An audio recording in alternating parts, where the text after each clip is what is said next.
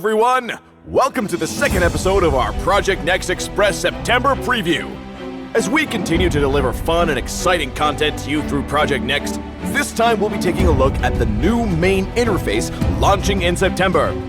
We've been together for almost 7 years now, and in that time, we've made several renovations to Mobile Legends interface based on your suggestions and feedback.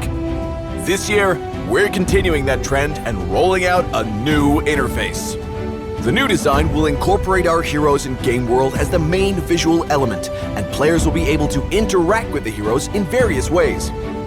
Plus, new interactions and content will continue to unlock over time for players to discover. Our goal was to create an all-new experience for players this time around. A new hero will grace the screen at the start of each season, and players will be able to explore their stories and learn more about the Land of Dawn through their interactions. We can't wait for everyone to try it when it officially launches. The new interface will also feature a new mode selection layout that will be easier to navigate and have a sleek new look. We've also fine-tuned the layout of each button on the main interface and improved the overall visuals.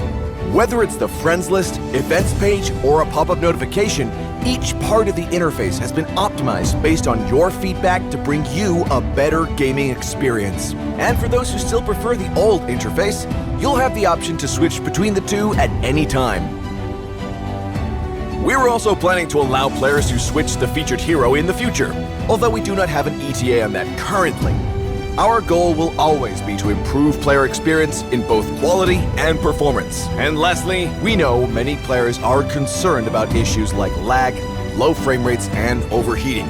And to this end, we've made sure that game performance would not drop with the new interface. Ensuring that everything still runs smoothly is a prerequisite for all of our interface improvements. Please look forward to a content-packed September. Well, that's it for this episode of Project Next Express. And until next time, we'll be seeing you in the Land of Dawn.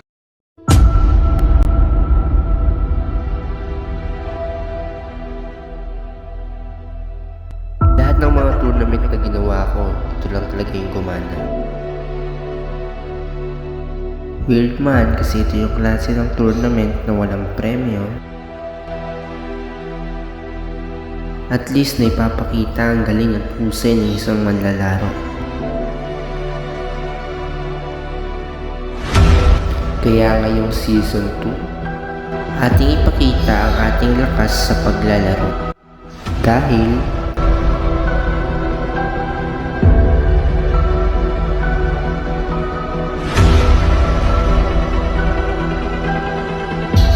What's up guys? Another day, another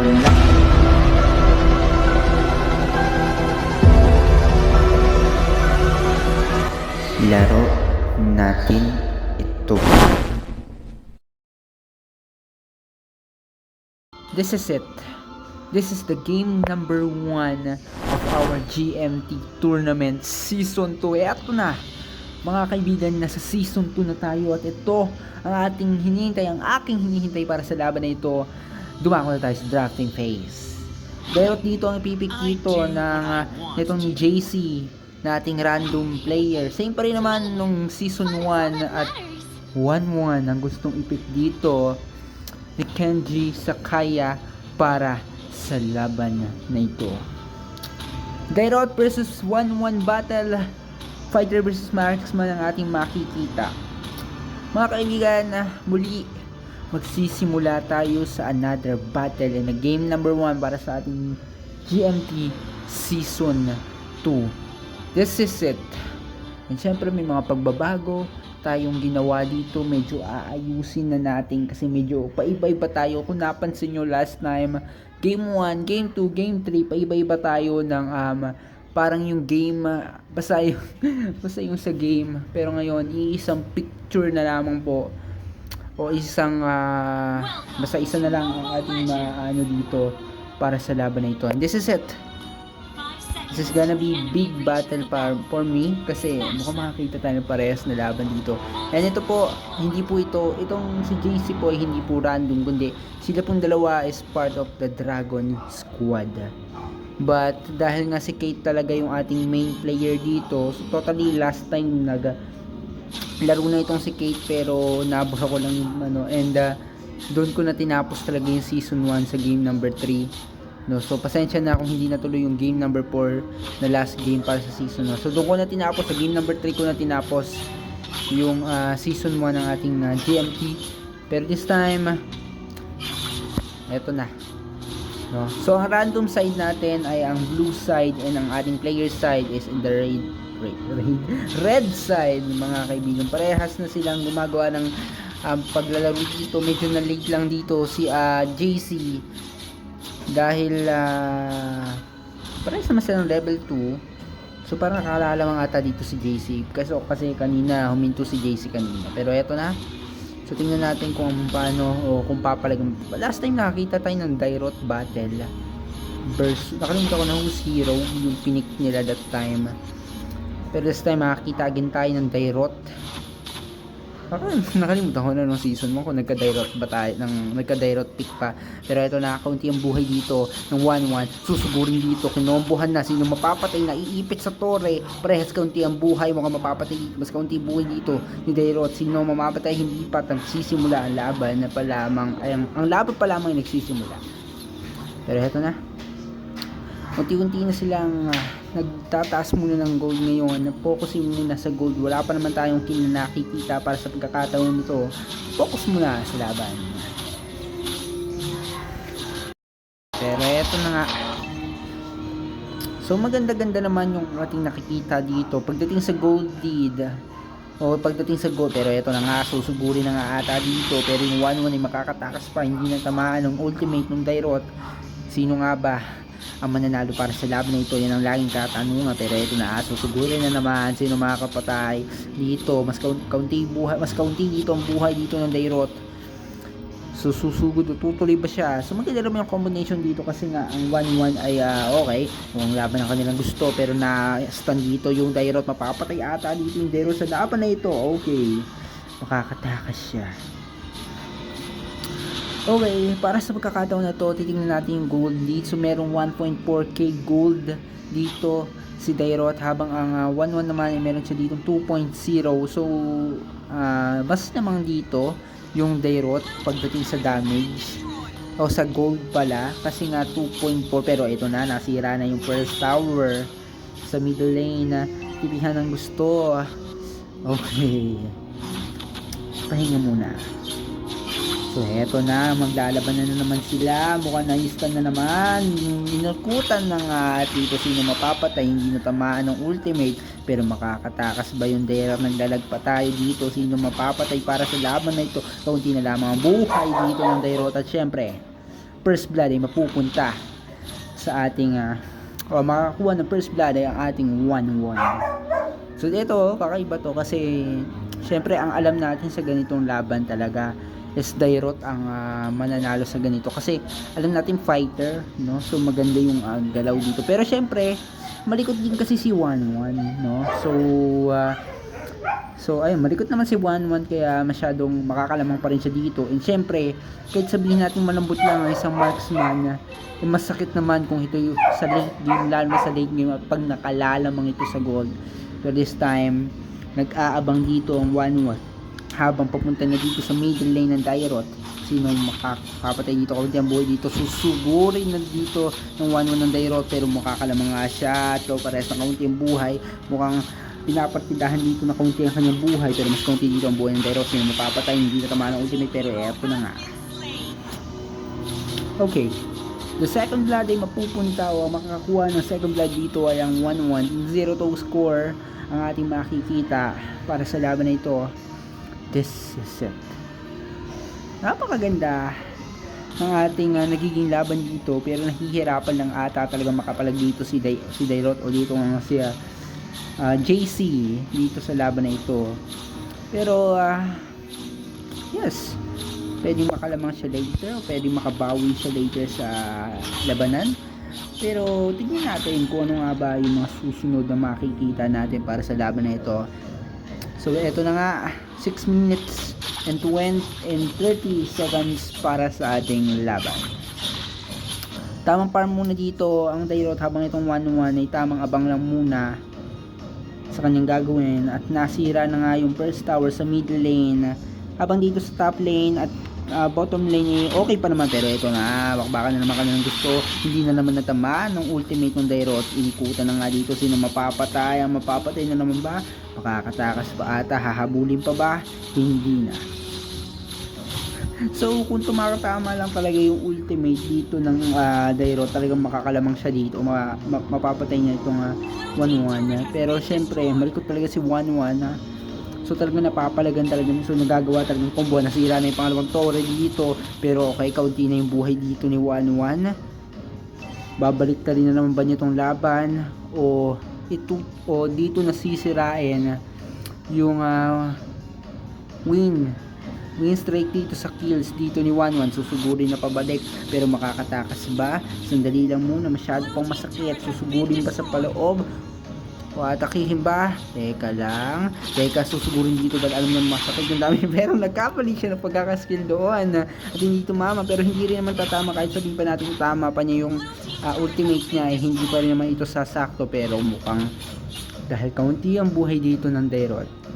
At pabalik na dito yung 1-1. Ito na.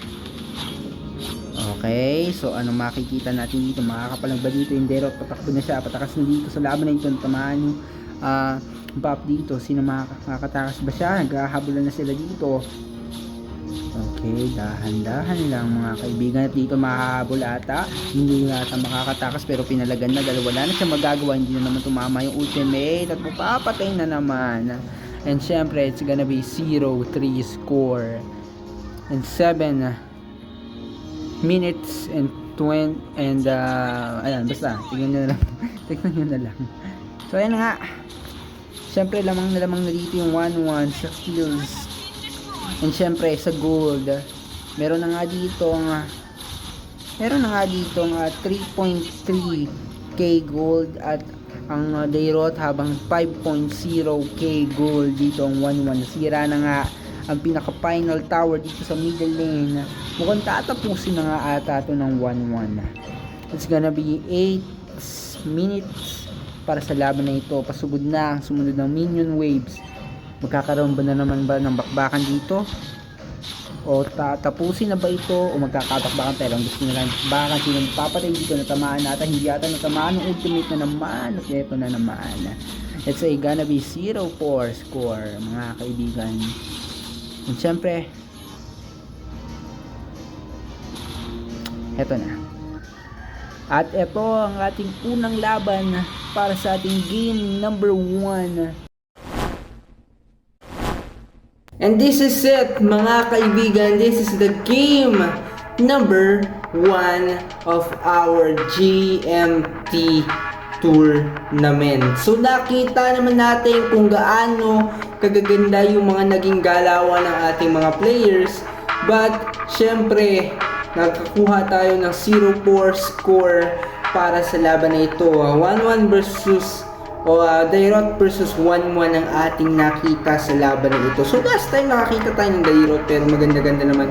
I don't know kung talagang kung Dairot talaga yung naging play, or sa game 1-3 kung may nag-Dairot ba.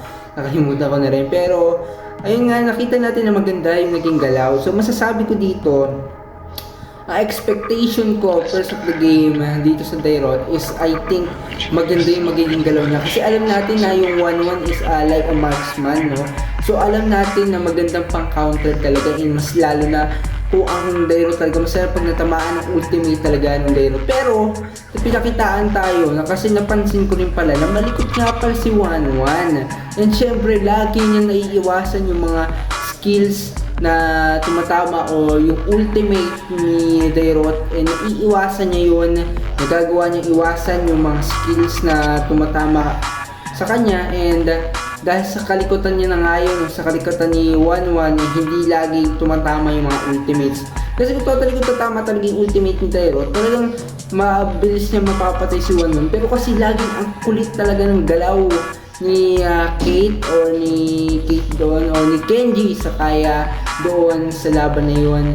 So ang ganda ng kanyang galaw, nung naiikutan niya yung kalaban, talagang ang sakit din ng damage niya, and nagpatuloy pa yun, tumaas yung kanyang level, nalamangan niya yung level ng Dairot, nalamangan niya yung gold, siya nakakahawak ng gold lead, and doon natin nakita na ang ganda talaga ng naging gameplay ngayon. Pero syempre, sana sa susunod mas makikita tayong talagang bakbakan talaga na palag kung palag na hindi mo alam kung sino kaya manalo. Pero this time, maganda naman maging simula ng ating game number 1. And this is our KDA para sa ating laban. No explanation na, no? So, ayan na nga ang naging KDA, no? So, first blood ay nakuha nga ni Kenji sa kaya ng 1-1 ang first blood. At napakaganda nga nang naging simula nito. Sinasabi ko nga, once na ma-first blood ka, kailangan na mag-ingat ka dahil ikaw ay maaaring magsunod-sunod o kung nag-first blood, ikaw ay napatay in the first blood,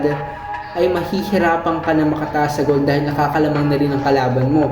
Mas lalo na kapag masakit o talagang masakit yung damage ng kalaban mo, like yung mga late game heroes, pag hinayaan mo sila mag late game, ay mas lalo like Zilong, no? So, last time pinag-1v1 ko yung mga ibang players ng Dragon Squad, nakita ko. So tawag dito Aldous versus Zilong ata yun, o Dairot versus Zilong. So I don't know. Pero basta may Zilong that time. Nung una natatalo-talo yung Zilong. Pero nakikita ko noon yung Zilong ay umaangat dahil nga alam natin na maganda yung potential ni Zilong pagdating sa late game. Mas lalo na kapag malambot yung hero. Pero ba't tayo napapalayo? Napupunta tayo sa Zilong. So eto na nga. Yan nga, no? So yan nga yung KDA ng 1-1. At syempre, ito na rin yung nagiging result ng ating laban para sa ating game number 1. Maraming salamat sa inyong panonood. Muli ako ang inyong likod, Gabriel, para sa laban na ito. Maraming salamat sa inyong panonood. Sa mga ML players dyan na hindi pa nakakaalam, kung gusto nyo sumali sa The Dragon Squad, PM lang or comment lang kayo. At kung gusto nyo sumali dito, PM or comment lang. Maraming salamat po.